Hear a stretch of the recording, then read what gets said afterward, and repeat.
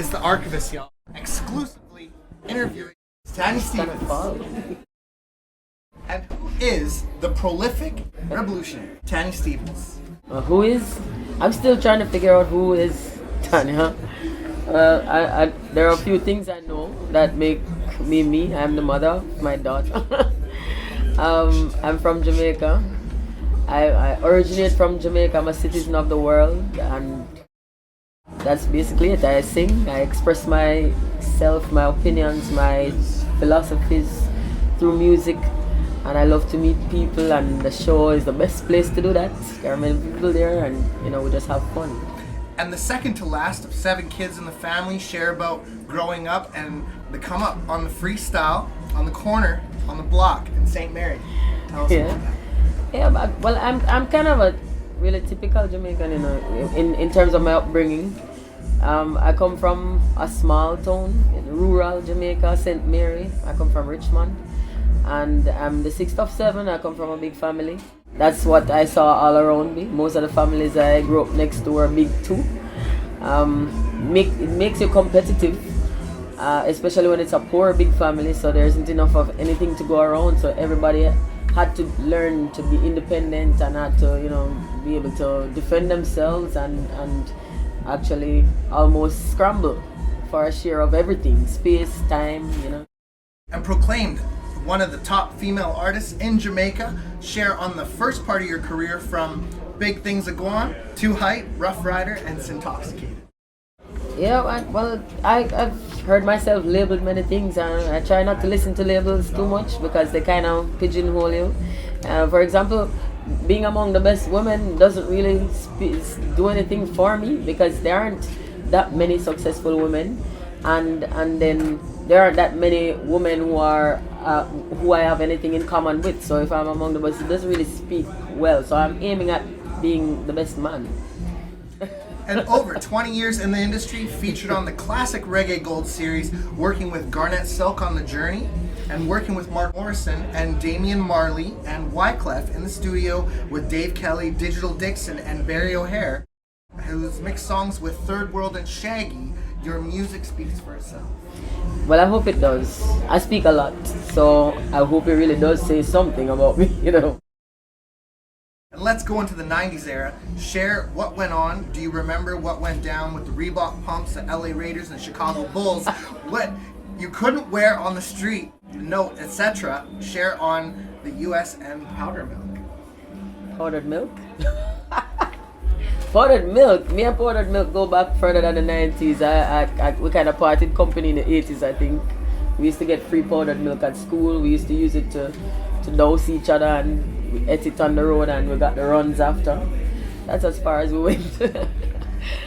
And continuing on the successful discography from Gangsta Blues and Revolution, being sold out in Jamaica and the Caribbean, on to your incredible album, Infallible, share on the projects and accomplishments. How do the fans love your newest free LP? It's imaginally beautiful. Well, the feedback has been great. It did what I wanted to do. Infallible was kind of a departure from the typical. Previously I'd been on a record label every time I released an album. I was on the authority of other people, especially non-musical people. And on Infallible it was me, Also, we'd just been like settled in the financial downturn, the economic downturn that is, and so I thought it was a good gesture also to make this departure something that people could access even if they had no money. Because I really had a long run. I've been in the business for at least 2 decades, and much of it has been pretty successful. So it really doesn't hurt me to say thanks, and I really appreciate what I've been given, and I understand that there are many people who are trying every day to get into music who many of them will never get into music because just by sheer lack of luck perhaps. Many talented people too. So the fact that I'm in and I'm successful is something that I'm grateful for. So it was like, this is my album. It's not a mixtape. It's the album I would have sold if I was selling it. but I chose to make it available for free, and we had a lot of downloads. And share about your singles From These Streets to over 4 million views, It's a Pity, and Boomwalk, love it. A lot of people love them, and on the singles I just express basically what I feel or how I think, and I have a very real life. I've never departed from myself. I'm not schizophrenic. I don't have a stage personality. I don't have an artist personality as opposed to my home personality. There's only one of us here. And so I experience very real things, and I'm not afraid to experience things. And I think my experiences have made me strong and have really defined me, so I'm not ashamed of them.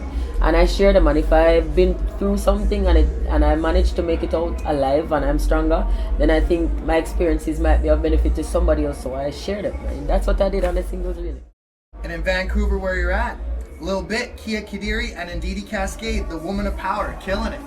Your thoughts? Yeah, big up all the girls who are killing it, and just go out there as artists, and don't go there as no damn girl. We equal. Just go there as an artist and kill it just the same. And the best tour and largest crowd you've ever walked? The best tour, oh my God, that's hard to tell. I can't tell. I really don't judge shows by the size of the crowd. Because if I'm someplace, if I'm playing in a small club and the rain falls and there's only 5 people, I'm going to give the same performance, because that's 5 people who came to have a show, and I don't think they're any less significant just because they're not accompanied by 1,000 other people. So my best show is any show that people turn up to see me, and I'm going to give them everything I have to give at the moment every single time. And the best reggae memory you've been part of or contributed to? Oh Lord, I don't know. The best reggae memory, oh Lord. Being a part of reggae, I'm from Jamaica. I get to express myself. I get to help to build our national culture. So, it's not any one experience or any one moment. It's just an ongoing thing. And you have any shouts? Shout out everybody and big up everybody who's ever supported me, and thanks for doing it. I know people have choices. They have other things they could be doing with their time, their money, their effort, and they chose to support much of what I've been doing, and we relate to each other, and they think I'm therapeutic, and I know they're therapeutic for me, and the relationship works. So just thank everybody who's been supporting. And thanks to Cutie Short, Andrew of Tarantula, and this is the Archivist, and you already know the name, y'all. Tanya Stevens, I'm out.